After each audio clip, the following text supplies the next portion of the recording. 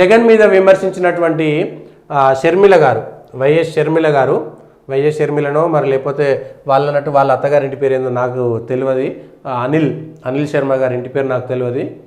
Congress party ఎందుకు రాలేదో సమానం చెప్పాలంటున్న జగన్ గారు మీ ధర్నాకు సంఘీభావం ఎందుకు ప్రకటించాలి? మా పార్టీ ఉనికి కోసం ఢిల్లీలో ఇవన్నీ ఒకటి. సరే, బీజేపీతో అక్రమ సంబంధం పెట్టుకున్నారు జగన్, ప్రత్యేక హోదాను బీజేపీ తాకట్టు పెట్టి ఆఖరికి మణిపూర్ ఘటనపై నోరెత్తని మీకు ఉన్నట్లుండి అక్కడ పరిస్థితులను గుర్తుకు రావడం విడ్డూరం. క్రిస్టియన్ అయ్యుండి క్రైస్తవులను ఊచకోత గురి చేసినా నోరు మెదపకుండా విపక్షాలు పెట్టిన అవిశ్వాస తీర్మానంలో బీజేపీకే మద్దతు ఇచ్చారు కదా. వైఎస్ఆర్ వ్యతిరేకించిన మతతత్వ బీజేపీకి జై కొట్టారు కదా. మణిపూర్ ఘటనపై కాంగ్రెస్ దేశవ్యాప్త ఉద్యమం చేస్తుంటే మీ నుంచి వచ్చింది ఆ సంఘీభావం, మీ నిరసనలో నిజం లేదని. అయితే ఇది మనం మాట్లాడాల్సినటువంటి అంశం ఏంటంటే, స్వయంగా రాజకీయ నాయకులు మరి హిందువుల గురించి బీజేపీ మతతత్వ పార్టీ, ఎట్లా మతతత్వ పార్టీ? బీజేపీ హిందువుల హక్కుల కోసము, బీజేపీ హిందువుల చరిత్ర కోసము, బీజేపీ హిందువుల భవిష్యత్తు కోసం మాట్లాడుతుంది కాబట్టి మతతత్వ పార్టీ అట. ఇక్కడ ఉండి మణిపూర్లో క్రిస్టియన్లు ఎక్కడికి వెళ్ళొచ్చారు? ఇది ఏడగొట్టిరు క్రిస్టియన్లు అంత మతం మారినోళ్ళుగా. అంటే మతం మారినోడిదేమో స్వేచ్ఛ అట, వాడు మతం మారుతాడు, వాడి మతం గురించి మాట్లాడితే. ఇప్పుడు క్రిస్టియన్ల గురించి మాట్లాడితే మతతత్వం కాదా షర్మిలక్క? కాదా? హిందువుల గురించి మాట్లాడితేనే మతతత్వము, మతోన్మాదం. మళ్ళా మతతత్వం కూడా కాదు. ఏంది తల పెట్టి ఈ రాసిర్రు మతతత్వ బీజేపీ పార్టీ. మతతత్వ బీజేపీ అంటే మీరు క్రిస్టియన్లకు, నేను క్రిస్టియన్ని, మా అన్న క్రిస్టియన్ అని చెప్పుకొని క్రిస్టియన్లకు మద్దతు తెలిపితేనేమో మతతత్వం కాదా? మీది మతం కాదా? హిందువుల హక్కుల కోసం అంటే షర్మిల గారు ఏ రోజు కూడా హిందువుల కోసం కానీ ముస్లింల కోసం చేస్తారేమో, మళ్ళీ అదొక వేరే చరిత్ర. ఇది ప్రజలు వినాలే. మరి ఇది దీని గురించి చర్చ జరగకూడదా? చర్చ జరగొద్దా? ఆమె క్రిస్టియన్ల గురించి మాట్లాడితేనేమో మతతత్వం కాదట, బీజేపీ వాళ్ళు హిందువుల గురించి మాట్లాడితేనేమో మతతత్వం అట. మళ్ళీ వీళ్ళు క్రిస్టియన్లు ఎట్లయ్యారు? వీళ్ళ తాతలో ఎవరో హిందువుల నుంచి క్రిస్టియన్లకు బలవంతంగా అవసరం కోసం, అక్కర కోసం ఏదో సందర్భంగా మతం మారినటువంటి వాళ్ళు వీళ్ళంతా. మళ్ళీ హిందువుల పేరు పెట్టుకొని హిందువుల గుళ్ళలకు పోయి ఎన్ని రోజులు మీరు కలుషితం చేసినట్టే కదా. మీ నాయన, మీ అన్న, మీరు, మీ కుటుంబం అంతా కూడా హిందువులకు దోకా చేస్తున్నట్టే కదా, హిందువులకు అన్యాయం చేసినట్టే కదా. మీదంతా క్రిస్టియన్ మతతత్వమా కాదా?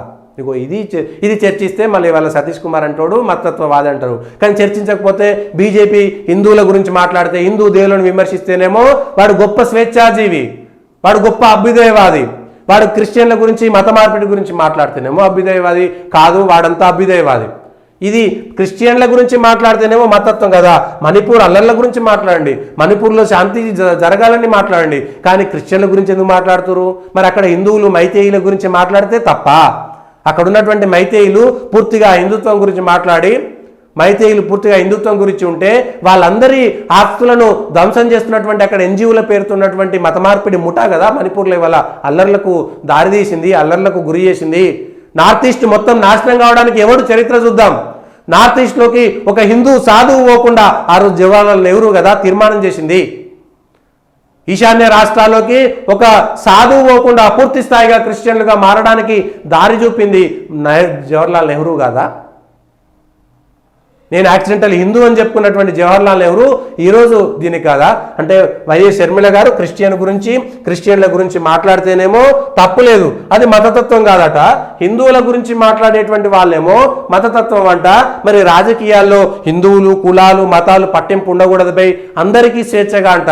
మరి అందరికీ స్వేచ్ఛ అంటే మీరు క్రిస్టియన్ల గురించి ఎందుకు మాట్లాడిరు? హిందువులకు సంబంధించి హిందువుల దేవాలయాల భూముల గురించి క్రిస్టియన్లు అయినటువంటి జగన్ కానీ లేకపోతే షర్మిల కానీ రాజశేఖర రెడ్డి ఎందుకు చేయలేదు?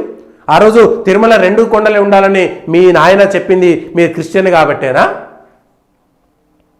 ఇంకొక ఆరోపణ కూడా ఉంది. నేను ఆ రోజు ఇదే వైఎస్ రాజశేఖర రెడ్డి అధికారంలో ఉండగా కాంగ్రెస్ పార్టీ ఎమ్మెల్యేలంతా కూడా రాజశేఖర్ దగ్గర పోయినప్పుడు క్రిస్టియన్లుగా మారారనేటువంటి చాలా పెద్ద రూమర్ ఉన్నది. నిజమా కాదా అనేటువంటిది ఆ రోజు ఉన్నటువంటి వాళ్ళు చెప్పాలి, గౌరవించేదా లేదా అనేటువంటి చెప్పాలి. చర్చ జరగాల్సినటువంటి అంశం, రాజకీయ చర్చ జరగాల్సిందే ఇదంతా. మీ రాజకీయాల కోసం ఈ దేవాదాయ శాఖ నుంచి వచ్చేటువంటి డబ్బులన్నీ కూడా మీరు ఇమాంలకు, మౌజంలకు, మౌల్వీలకి, లేకపోతే పాస్టర్లకి జీతాల రూపంలో ఇస్తారా? ప్రభుత్వ ఖజానా పేరు మీద హిందువుల ఆలయాలు తీసుకొచ్చి ఒక హిందువులకి నిన్న బోనాల పండుగ ఇవ్వడానికి ఒక పెద్ద చేయి రాలేదు.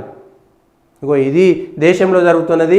ఏ రాజకీయ పార్టీ ఏంటి అనేటువంటి అంశం పైన మనం ఒకసారి మాట్లాడాల్సినటువంటి అవసరం మాత్రం ఉన్నది. ఇది ఏ దేశం చూసినా ఏమున్నది, చరిత్ర ఏమున్నది దీనికి సంబంధించినటువంటి అంశంలో. మళ్ళా ఇవాళ అదే వక్ఫ్ బోర్డు గురించి చరిత్ర చెప్పుకుందాం. అబ్బా చరిత్ర చెప్పుకుందాం. ఈ దేశం మీద ఎవడు దండయాత్ర చేసిండు, ఎవడు దాడి చేసిండు, ఎవడు దోపిడీ చేసిండు, ఈ దేశంలో గుళ్ళను ఎవడు నాశనం చేసిండు? ఆదివాసీలు, దళితులు అనేటువంటి భేదం లేకుండా బతికింది భారతదేశము. కుల గణన చేసినటువంటి కులాలకు సంబంధించినటువంటి చిచ్చు రేపింది బ్రిటిషోడు, చిచ్చు రేపింది ఆ రోజునటువంటి మొఘల్ దండయాత్ర చేసినటువంటి వాళ్ళు. ఈ దేశంలో 1000 ఏళ్ల క్రితం అదే ఆదిశంకరాచార్యులు, రామానుజాచార్యులు ఈ దేశంలో ఉన్నటువంటి, ఈ దేశంలో పుట్టినటువంటి వాళ్ళ మధ్యన చిన్న చిన్న భేదాభిప్రాయాలు వస్తే 1000 ఏళ్ల క్రితం వాళ్ళే ఈ మతంలోనే ఉండి, ఈ ధర్మంలో ఉన్నటువంటి వాళ్ళే అది తప్పు అని మళ్ళీ దాన్ని సంప్రోక్షణ చేసినటువంటి వాళ్ళు, సరిదిద్దినటువంటి వాళ్ళు. ఎవరు గొప్ప నాయకులు? ఎవరు మతాల గురించి మాట్లాడుతున్నారు? ఎవరిది మతోన్మాదము? చర్చ జరగాలి రాజకీయ పార్టీలలో. వదిలేసిన మీరు వాళ్ళ సెక్యులర్ పేరు మీద 1975లో 76లో ఆ రోజు జరిగినటువంటి ఎమర్జెన్సీలో బలవంతంగా ఈ దేశంలో రాజ్యాంగ పీఠిక మార్చకూడదనేటువంటిది నిబంధన. మనం రాజ్యాంగం రాసుకున్నప్పుడు, అంబేద్కర్ రాజ్యాంగం నడిచినప్పుడు. కానీ 1976లో స్వయంగా పీఠికనే మార్చింది శ్రీమతి ఇందిరాగాంధీ గారు ఎమర్జెన్సీలో. అది తప్పా కాదా? కాంగ్రెస్ పార్టీ నాయకులు సమాధానం చెప్పాలి. ఏది సెక్యులర్ అనేటువంటి పదం పెట్టడము ఒప్ప రాజ్యాంగాన్ని ఈరోజు అంబేద్కర్ని అవమానించింది. మరి వాళ్ళ దళితులంతా ఆలోచించారు కదా, మా అంబేద్కర్ మేమని చెప్పుకుంటాం కదా. మరి అదే అంబేద్కర్ని అవమానించి రాజ్యాంగ పీఠికలో సెక్యులర్ అనేటువంటి పదాన్ని చొప్పించినటువంటి వాళ్ళు ఎవరు? ఆలోచించుదాం.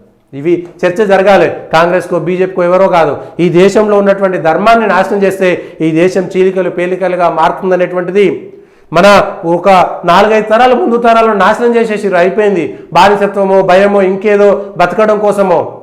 ఈ దేశంలో ధర్మాన్ని కాపాడడం కోసము జిజియా పన్ను కట్టిరు. జుట్టుండొద్దు, బొట్టుండొద్దని ఆ రోజు మొఘలాయులు మన దేశం మీద జిజియా పన్ను కడితే ఆ పన్ను కట్టి కష్టపడి కాశీకి పోతే పన్ను కట్టేది.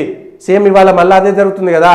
మనం యాదగిరిగుట్ట పోతున్నాం, తిరుపతి పోతున్నాం, టికెట్కు 50 రూపాయలు 100 రూపాయలు పెట్టుకున్నది ఎందుకు? మనం ఆ రోజు జిజియా పన్నుకు ఈ రోజు టికెట్లకు ఉన్న తేడా ఏమిటి? అదొకసారి ఆలోచిద్దాము.